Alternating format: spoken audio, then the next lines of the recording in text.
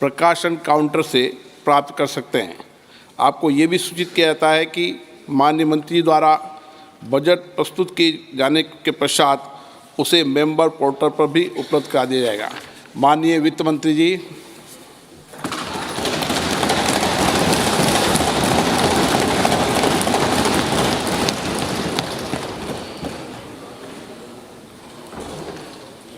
Honorable Speaker, I present the interim budget for 24-25.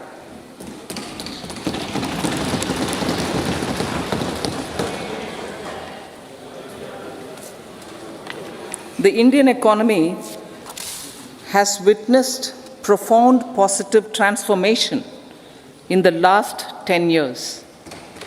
The people of India are looking ahead to the future with hope and optimism. With the blessings of the people, when our government, under the visionary and dynamic leadership of Honorable Prime Minister Shri Narendra Modi, assumed office in 2014, the country was facing enormous challenges. With Sabka Saath, Sabka Vikas as its mantra, the government overcame those challenges in right earnest. Structural reforms were undertaken. Pro-people programs were formulated and implemented promptly. Conditions were created for more opportunities for employment and entrepreneurship. The economy got a new vigor. The fruits of development started reaching the people at scale. The country got a new sense of purpose and hope. Naturally, the people blessed the government with a bigger mandate. In the second term, our government, under the leadership of Honorable Prime Minister, doubled down on its responsibilities to build a prosperous country with comprehensive development of all people and all regions. Our government strengthened its mantra to Sabka Saath, Sabka Vikas, and Sabka Vishwas. Our development philosophy covered all elements of inclusivity, namely social inclusivity through coverage of all strata of the society, and geographical inclusivity through development of all regions of the country.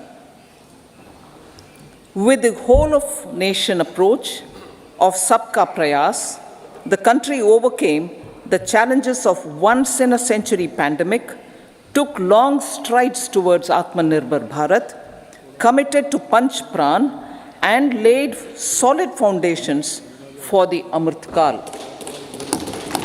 As a result, our young country has high aspirations, pride in its present, and hope and confidence for a bright future. We expect that our government, based on its stupendous work, will be blessed again by the people with a resounding mandate. Inclusive development and growth. Our humane and inclusive approach to development is a marked and deliberate departure from the earlier approach of provisioning up to village level. Development programs were thus provisioned.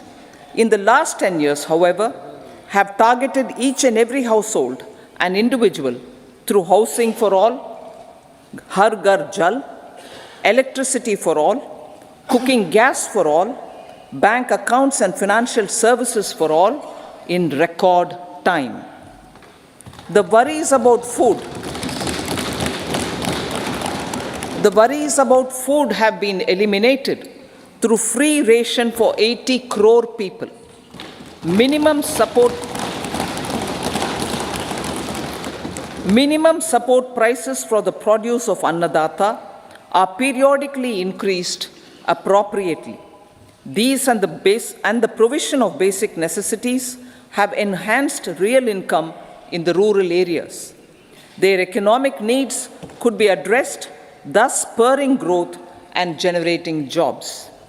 Social justice. Our government is working with an approach to development that is all-round, all-pervasive, and all-inclusive. Sarvangin, Sarvasparshi, or Sarvasamaveshi. It covers all castes and people at all levels. We are working to make India a Vikasit Bharat by 2047. For achieving that goal, we need to improve people's capability and empower them. Previously, social justice was mostly a political slogan. For our government, social justice is an effective and necessary governance model. The saturation approach of covering all eligible people is the true and comprehensive achievement of social justice. This is secularism in action, reduces corruption, and prevents nepotism, prevents Bhai Bhatijawad. There is transparency and assurance that benefits are delivered to all eligible people. The resources are distributed fairly. All, regardless of their social standing, get access to opportunities. We are addressing systemic inequalities that had plagued our society. We focus on outcomes and not on outlays so that the social economic transformation is achieved. As our Prime Minister firmly believes, we need to focus on 4 major castes. They are Garib, Mahilayein, Yuva, and Annadata. Their needs, their aspirations, and their welfare are our highest priority. The country progresses when they progress.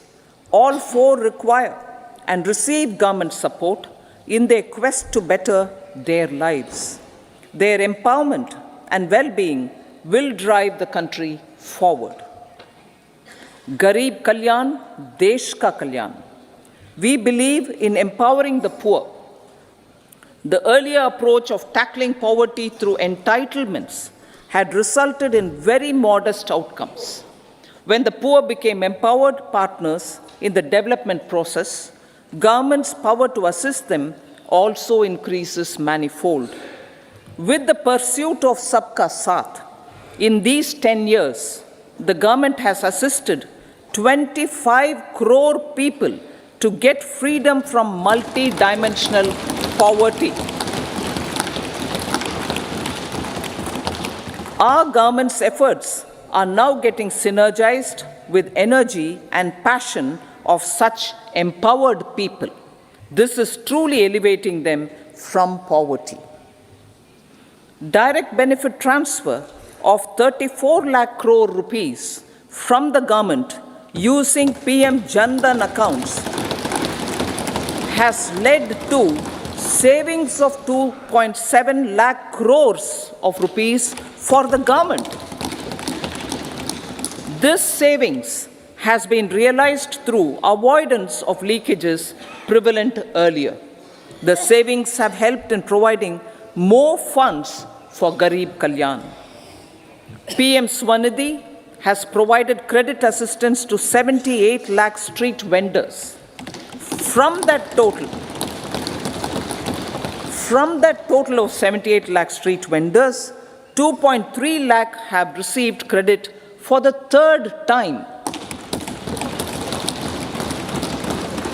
PM Janman Yojana reaches out to the particularly vulnerable tribal groups who have remained outside the realm of development so far. PM Vishwakarma Yojana provides end-to-end support to artisans and craftspeople engaged in 18 trades. The schemes for empowerment of Divyangs and transgender persons reflect firm resolve of our government to leave no one behind.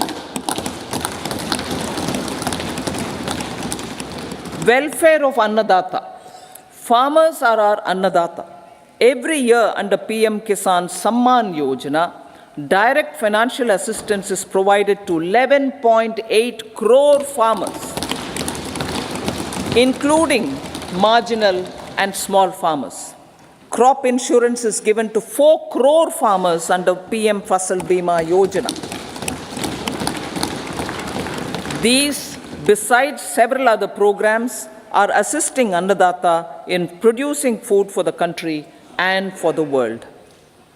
Electronic National Agricultural Market has integrated 1,361 mandis and is providing services to 1.8 crore farmers with trading volume of 3 lakh crores of rupees. The sector is poised for inclusive, balanced, higher growth and productivity. These are facilitated from farmer-centric policies, income support, coverage of risks through price and insurance support, promotion of technologies and innovations through startups.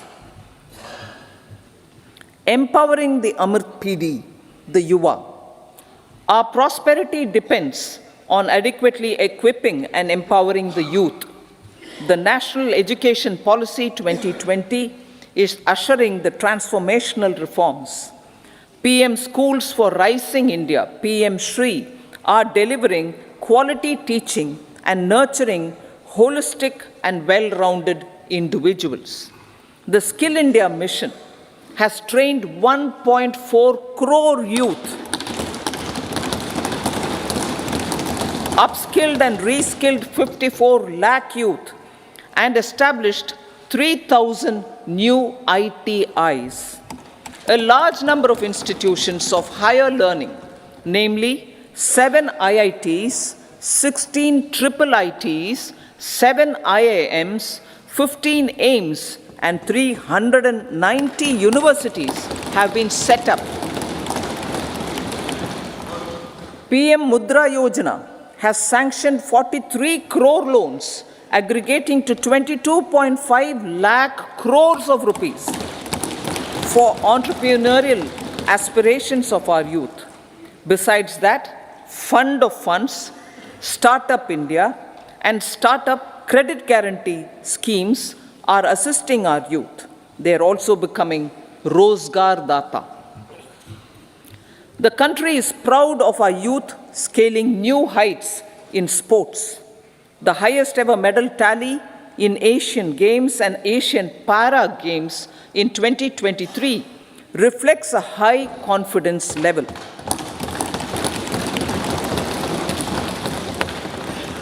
Chess prodigy and our #1 ranked player Pragnananda put up a stiff fight against the reigning world champion Magnus Carlsen in 2023.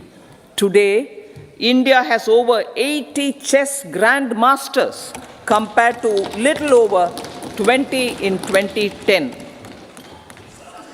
Momentum for Nari Shakti.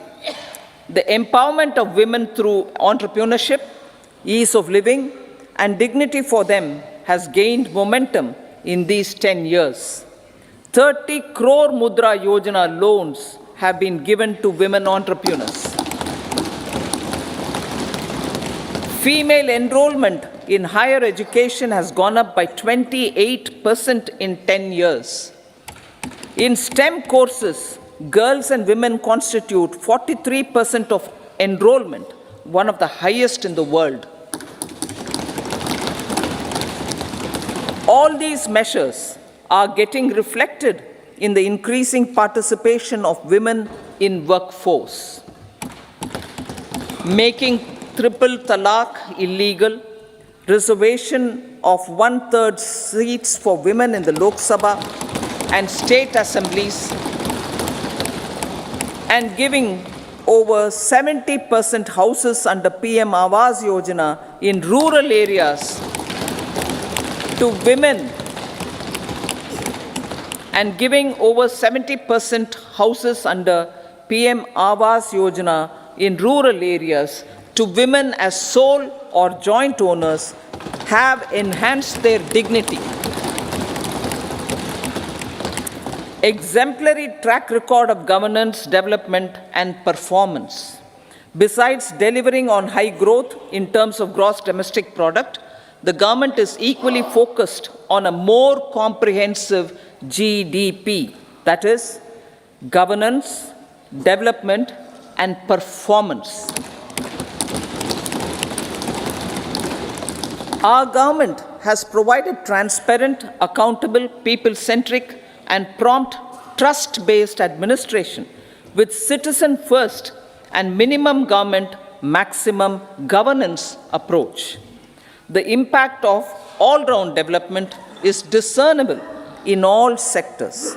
There is macroeconomic stability, including in the external sector. Investments are robust. The economy is doing well. People are living better and earning better, with even greater aspirations for future. Average real income of the people has increased by 50%. Inflation is moderate. People are getting empowered, equipped, and enabled to pursue their aspirations. There is effective and timely delivery of programs and of large projects. Economic management.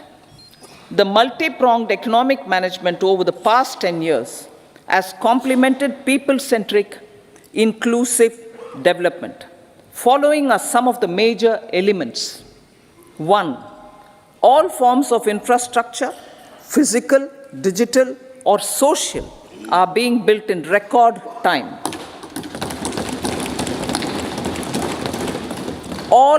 Number 2, all parts of the country are becoming active participants in economic growth. Number 3, digital public infrastructure, a new factor of production as if in the 21st century, is instrumental in formalization of the economy. Number 4, goods and services tax has enabled one nation, one market, one tax. Tax reforms have led to deepening and widening of tax base. Number 5, strengthening of the financial sector has helped in making savings, credit, and investments more efficient. Number 6, GIFT, IFSC, and the Unified Regulatory Authority, IFSCA, are creating a robust gateway for global capital and financial services for the economy. Number 7, proactive inflation management has helped keep inflation within the policy band. Now, the global context, Honorable Speaker, sir. Geopolitically, global affairs are becoming more complex and challenging with wars and conflicts. Globalization is being redefined with reshoring and friendshoring, disruption and fragmentation of supply chains, and competition for critical minerals and technologies. A new world order is emerging after the COVID pandemic. India assumed the G20 presidency during very difficult times for the world. The global economy was going through high inflation, high interest rates, low growth, very high public debt, low trade growth, and climate changes. The pandemic has led to a crisis of food, fertilizer, fuel, and finances for the world, while India successfully navigated its way. The country showed the way forward and built consensus on solutions for those global problems. The recently announced India-Middle East-Europe economic corridor is a strategic and economic game changer for India and others. In the words of Honorable Prime Minister, the corridor, and I quote, will become the basis of world trade for hundreds of years to come, and history will remember that this corridor was initiated on Indian soil, unquote. Vision for Vikasit Bharat. Our vision for Vikasit Bharat is that of prosperous Bharat in harmony with nature, with modern infrastructure, and providing opportunities for all citizens and all regions to reach their potential. With confidence arising from strong and exemplary track record of performance and progress, earning Sabka Vishwas, the next 5 years will be years of unprecedented development and golden moments to realize the dream of developed India by 2047. The trinity of demography, democracy, and diversity backed by Sabka Prayas has the potential to fulfill aspirations of every Indian.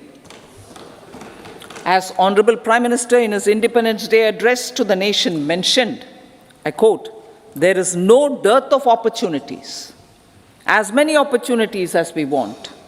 The country is capable of creating more opportunities. Sky is the limit," unquote. Strategy for Amrit Kal. Our government will adopt economic policies that foster and sustain growth, facilitate inclusive and sustainable development, improve productivity, create opportunities for all, help them enhance their capabilities, and contribute to generation of resources to power investments and fulfill aspirations. Guided by the principle, reform, perform, and transform, the government will take up next generation reforms and build consensus with the states and stakeholders for effective implementation. It is an important policy priority for our government to ensure timely and adequate finances, relevant technologies, and appropriate training for the micro, small, and medium enterprises, MSMEs, to grow and also compete globally. Orienting the regulatory environment to facilitate their growth will be an important element of this policy mix. Aligning with the Panchamrit goals, our government will facilitate sustaining high and more resource-efficient economic growth. This will work towards energy security in terms of availability, accessibility, and affordability. For meeting the investment needs, our government will prepare the financial sector in terms of size, capacity, skills, and regulatory framework. Aspirational Districts Program. Our government stands ready to assist the states in faster development of aspirational districts and blocks, including generation of ample economic opportunities. Development of the East. Our government will pay utmost attention to make the eastern region and its people a powerful driver of India's growth.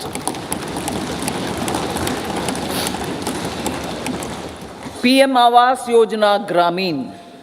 Despite the challenges due to COVID, implementation of PM Awas Yojana Gramin continued, and we are close to achieving the target of 3 crore houses. 2 crore more houses will be taken up in the next 5 years to meet the requirement arising from increase in the number of families. Rooftop solarization and Muft Bijli. Through rooftop solarization, 1 crore households will be enabled to obtain up to 300 units free electricity every month. This scheme follows the resolve of Honorable Prime Minister on the historic day of consecration of Sri Ram Mandir in Ayodhya. Following benefits are expected. Savings up to 15 to 18,000 rupees annually for households from free solar electricity and selling the surplus to the distribution companies. Charging of electric vehicles. Entrepreneurship opportunities for a large number of vendors for supply and installation. employment opportunities for the youth with technical skills in manufacturing, installation, and maintenance. Housing for middle class. Our government will launch a scheme to help deserving sections of the middle class, and I quote from Honorable Prime Minister's words, living in rented houses or slums or chawls and unauthorized colonies, unquote, to buy or build their own houses.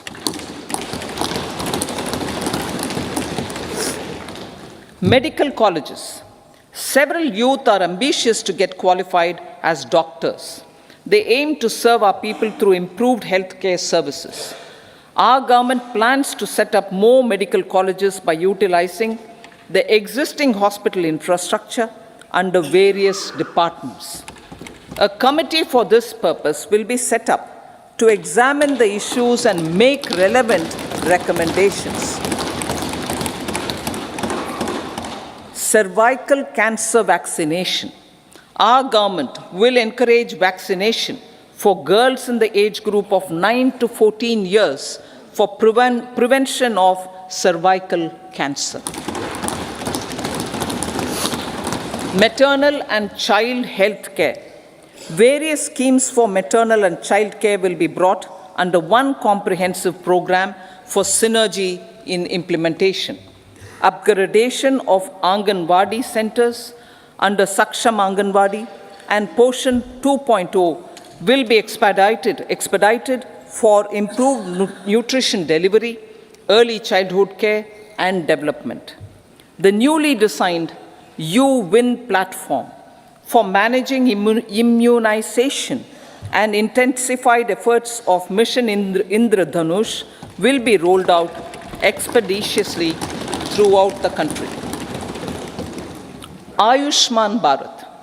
Healthcare cover under Ayushman Bharat scheme will be extended to all ASHA workers, to all Anganwadi workers and helpers. Agriculture and food processing. The efforts of value addition in agriculture sector and boosting farmers' incomes will be stepped up. Pradhan Mantri Kisan Sampada Yojana has benefited 38 lakh farmers and generated 10 lakh employment. Pradhan Mantri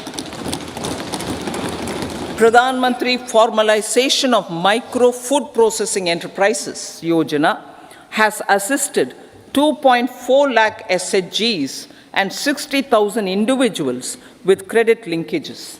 Other schemes are complementing the efforts for reducing post-harvest losses and improving productivity and incomes.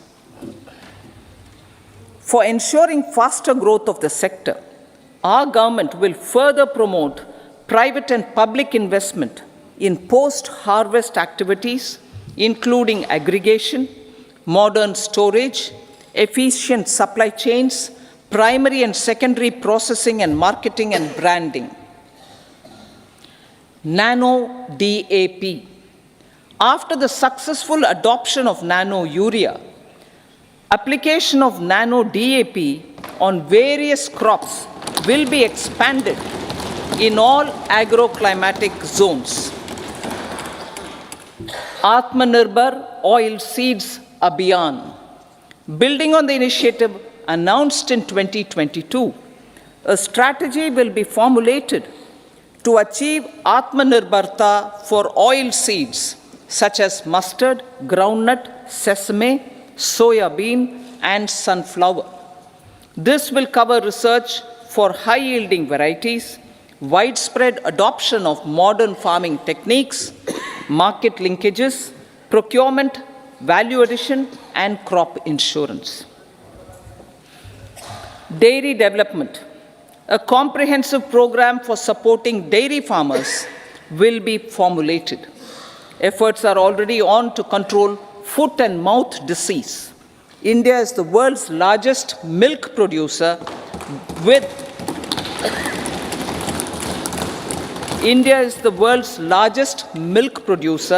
but with low productivity of milch animals. The program will be built on the success of existing schemes such as Rashtriya Gokul Mission, National Livestock Mission, and infrastructure development funds for dairy processing and animal husbandry. Matsya Sampada. It was a government which set up a separate department for fisheries, realizing the importance of assisting fishermen. This has resulted in doubling of both inland and aquaculture production. Seafood exports since 2013-14 has also doubled. Implementation of Pradhan Mantri Matsya Sampada Yojana will be stepped up to 1.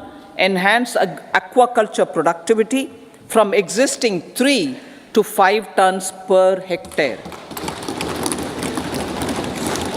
2. Double exports to 1 lakh crore rupees, and 3. Generate 55 lakh employment opportunities in the near future. 5 integrated aqua parks will also be set up. Lakpati Didi.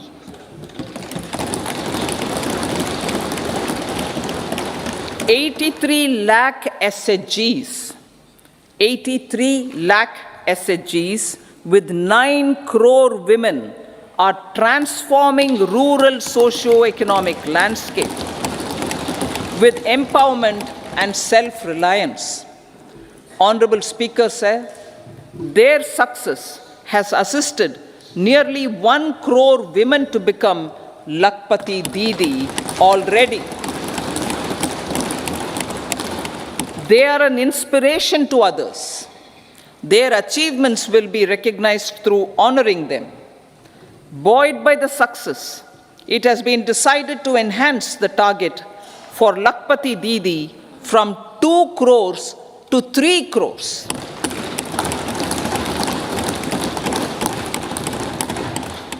Technological changes, new age technologies and data are changing the lives of people and businesses. They are also enabling new economic opportunities and facilitating provision of high quality services at affordable prices for all, including those at the bottom of the pyramid. Opportunities for India at the global level are expanding. India is showing solutions through innovation and entrepreneurship of its people.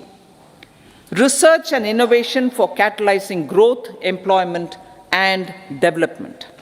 Prime Minister Shastri, Prime Minister Lal Bahadur Shastri gave the slogan of Jai Jawan, Jai Kisan.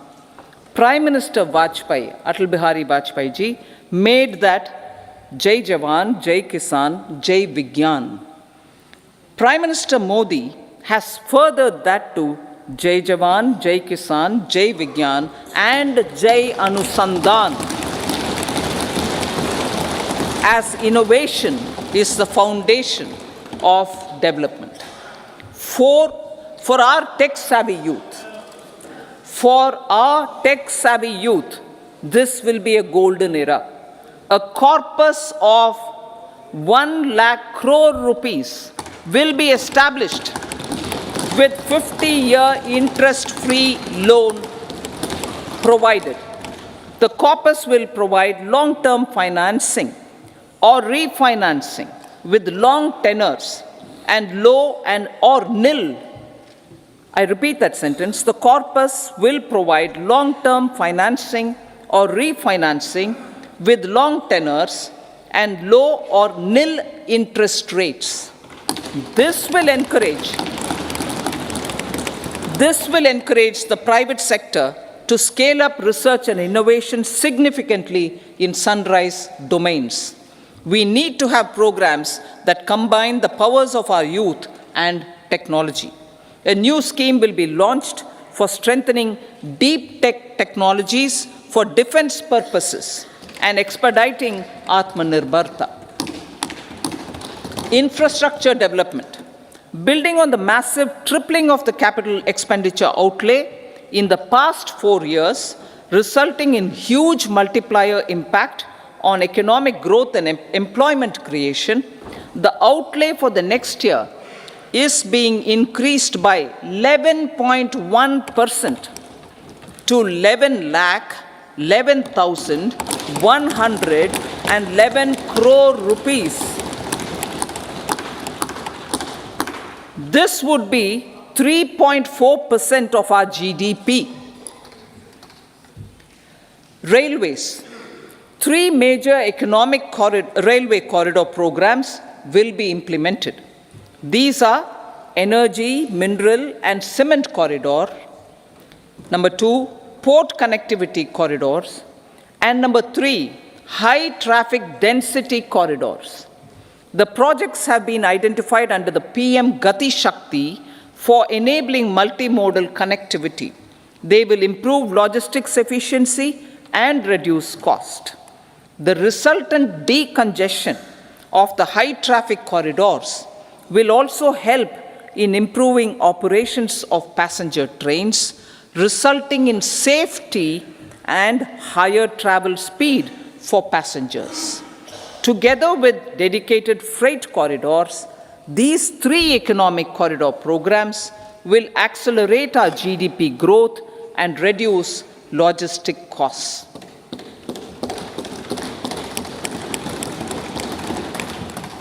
40,000 normal rail bogies will be converted to Vande Bharat standards to enhance safety, convenience, and comfort of passengers. Aviation sector. The aviation sector has been galvanized in the past 10 years. Number of airports have doubled to 149. Rollout of air connectivity to Tier 2 and Tier 3 cities under UDAN scheme has been widespread. 517 new routes are carrying 1.3 crore passengers. Indian carriers have proactively placed orders for over 1,000 new aircrafts. Expansion of existing airports and development of new airports will continue expeditiously. Metro and Namo Bharat. We have a fast expanding middle class and rapid urbanization is taking place. Metro rail and Namo Bharat can be the catalyst for the required urban transformation. Expansion of these systems will be supported in large cities, focusing on transit-oriented development. Green energy. Towards meeting our commitment for net zero by 2070, the following measures will be taken. Viability gap funding will be provided for harnessing offshore wind energy potential for initial capacity of 1 gigawatt. Coal gasification and liquefaction capacity of 100 metric tons will be set up by 2030. This will also help in reducing imports of natural gas, methanol, and ammonia. Phased mandatory blending of compressed biogas in compressed natural gas for transport and piped natural gas for domestic purposes will be mandated. Financial assistance will be provided for procurement of biomass aggregation machinery to support collection. Electric vehicle ecosystem. Our government will expand this and strengthen the e-vehicle ecosystem by supporting manufacturing and charging infrastructure. Greater adoption of e-buses for public transport networks will be encouraged through payment security mechanism. Biomanufacturing and biofoundry. For promoting green growth, a new scheme of biomanufacturing and biofoundry will be launched. This will provide environment-friendly alternatives such as biodegradable polymers, bioplastics, biopharmaceuticals, and bioagri inputs. This scheme will also help in transforming today's consumptive manufacturing paradigm to the one based on regenerative principles. Blue Economy 2.0.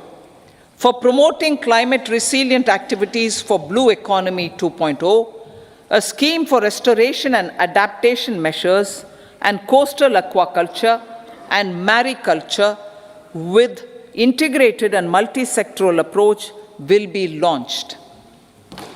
Comprehensive development of tourist centers. The success of organizing G20 meetings in 60 places presented diversity of India to global audience.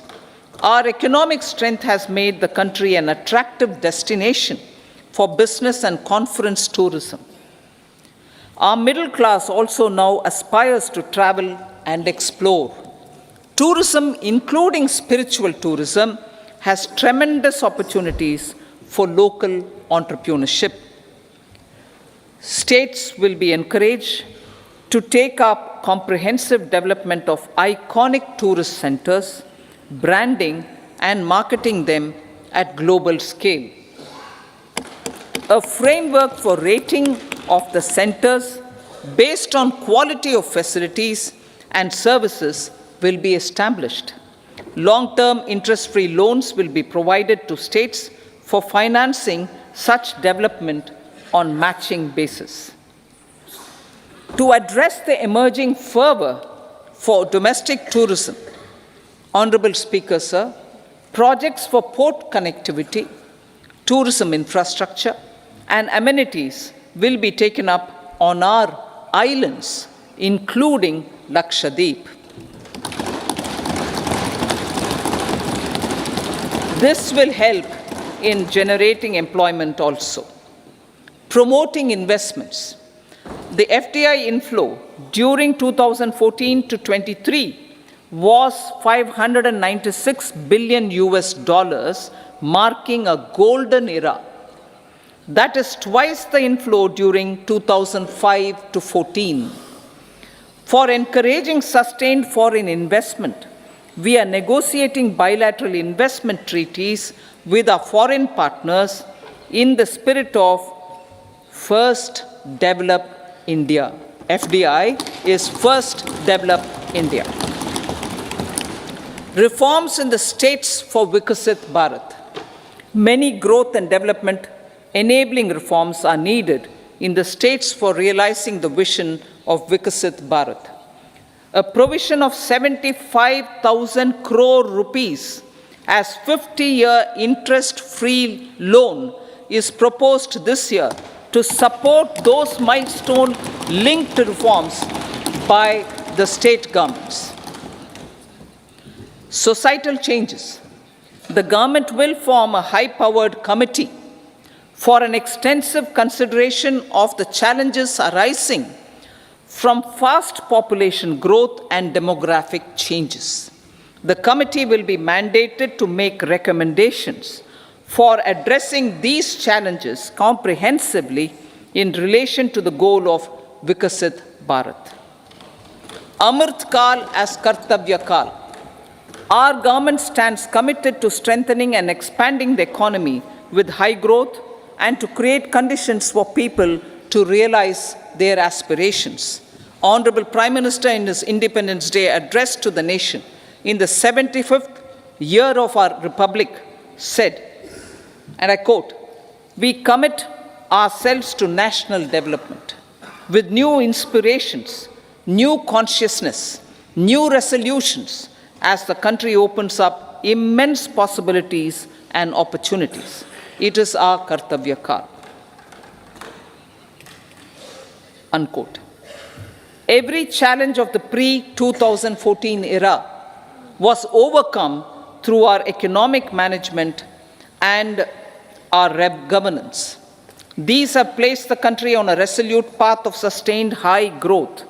This has been possible through right policies, true intentions, and appropriate decisions. in the full budget in July, Honorable Speaker, our government will present a detailed roadmap for our pursuit of Vikasit Bharat.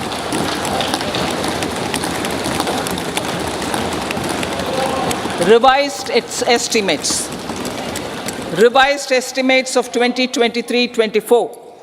The revised estimate of the total receipts other than borrowings is 27.56 lakh crores of rupees, of which the tax receipts are 23.24 lakh crore rupees.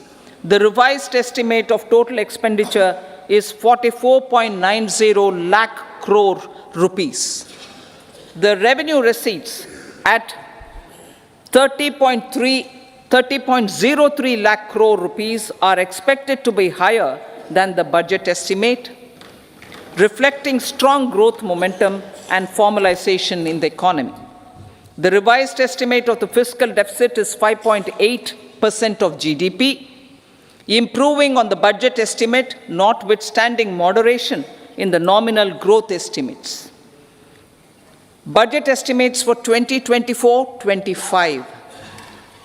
Coming to the year 2024-25, the total receipts other than borrowings and total expenditure are estimated at 30.80 and 47.66 lakh crore rupees respectively. The tax receipts are estimated at 26.02 lakh crore rupees. The scheme of 50-year interest-free loan for capital expenditure to states will be continued this year with an outlay of 1.3 lakh crore rupees. We continue on the path of fiscal consolidation, as announced in my budget speech of 2021-22, to reduce fiscal deficit below 4.5% by 25-26. The fiscal deficit in 2024-25 is estimated to be 5.1% of GDP, adhering to that path. So the gross and net market borrowings through dated securities during 24-25 are estimated at 14.13 lakh crore rupees and 11.75 lakh crore respectively. Both will be less than that in 23-24. Now that the private investments are happening at scale, the lower borrowings by the central government will facilitate larger availability of credit for the private sector. Vote on account. I'll be seeking vote on account approval of the Parliament through the appropriation bill for a part of the financial year 2024-25. I will now move to Part B. Honorable Speaker, sir, over the last 10 years, the direct tax collections have more than trebled and the return filers swelled 2.4 times. I would like to assure the taxpayers that their contributions have been used wisely for the development of the country and welfare of its people. I appreciate the taxpayers for their continued support. The government has reduced and rationalized tax rates. Under the new tax scheme, there is now no tax liability for taxpayers with income up to 7 lakh rupees, up from 2.2 lakh rupees in the financial year 2013-14. The threshold for presumptive taxation for retail businesses was increased from 2 crores to 3 crores. Similarly, the threshold for professionals eligible for presumptive taxation was increased from 50 lakh rupees to 75 lakh rupees.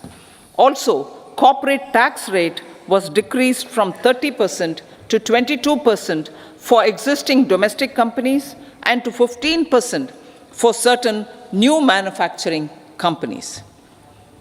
Honorable Speaker, sir, in the last 5 years, our focus has been to improve taxpayer services. The age-old jurisdiction-based assessment system was transformed with the introduction of faceless assessment and appeal, thereby imparting greater efficiency, transparency, and accountability. Introduction of updated income tax returns, a new Form 26AS, and pre-filling of tax returns have made filing of tax returns simpler and easier. Average processing time of returns has been reduced from 93 days in the year 2013-14 to a mere 10 days this year, thereby making refunds faster. Indirect taxation.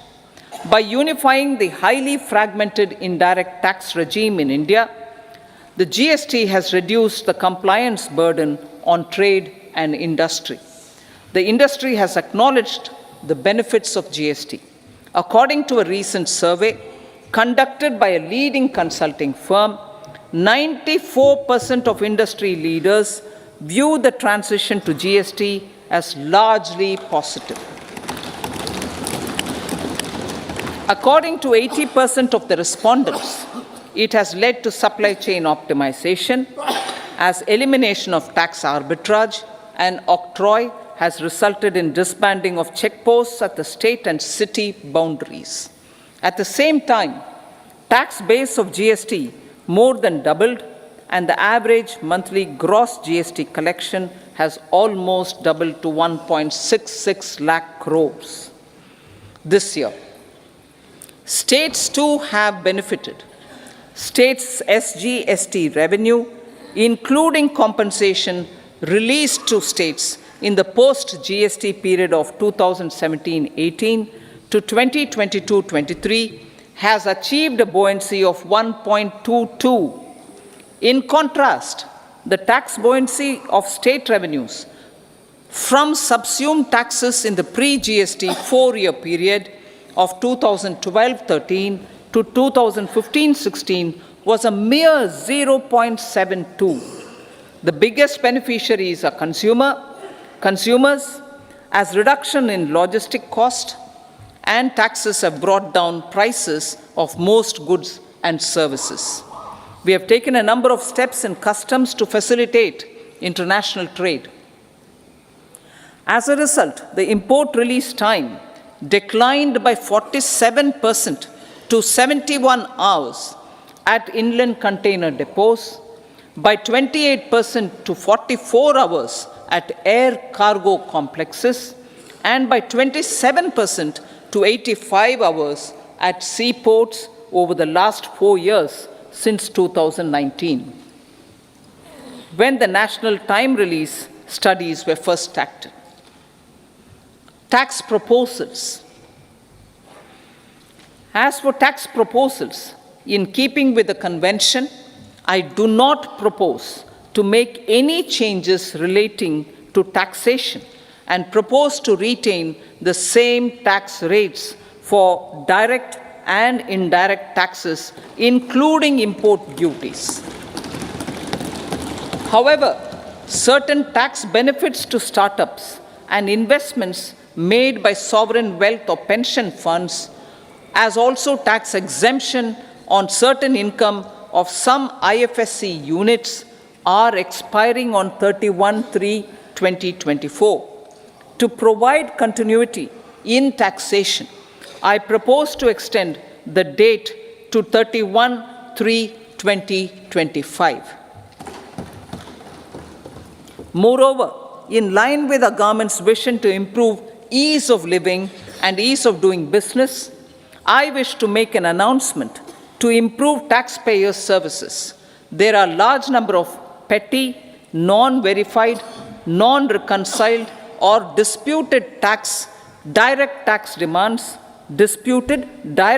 demands, many of them dating as far back as 1962, which continue to remain on the books, causing anxiety to honest taxpayers and hindering refunds of subsequent years.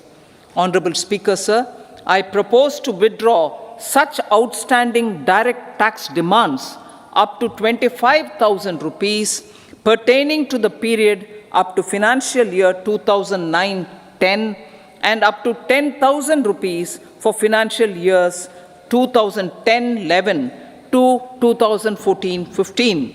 This is expected to benefit about 1 crore taxpayers. 1 crore taxpayers would benefit out of this.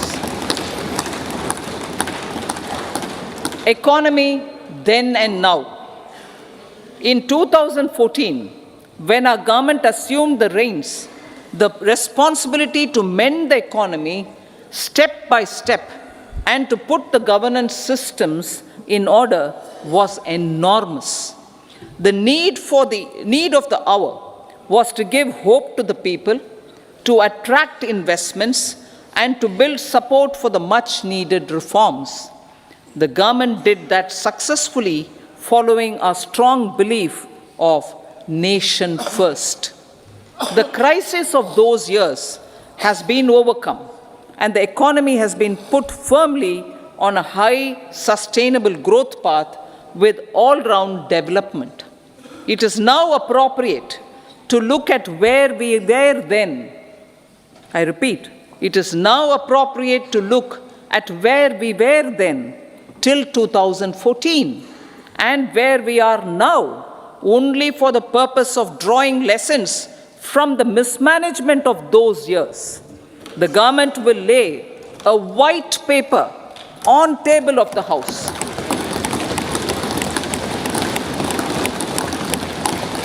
The exemplary track record of governance, development and performance, effective delivery and Jan Kalyan has given the government trust, confidence and blessings of the people to realize whatever it takes, the goal of Vikasit Bharat with good intentions, true dedication and hard work in the coming years and decades.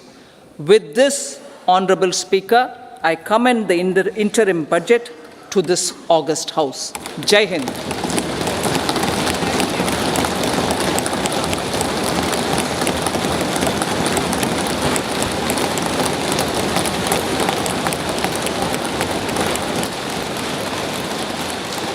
Item number 2 Shrimati Nirmala Sitharaman ji.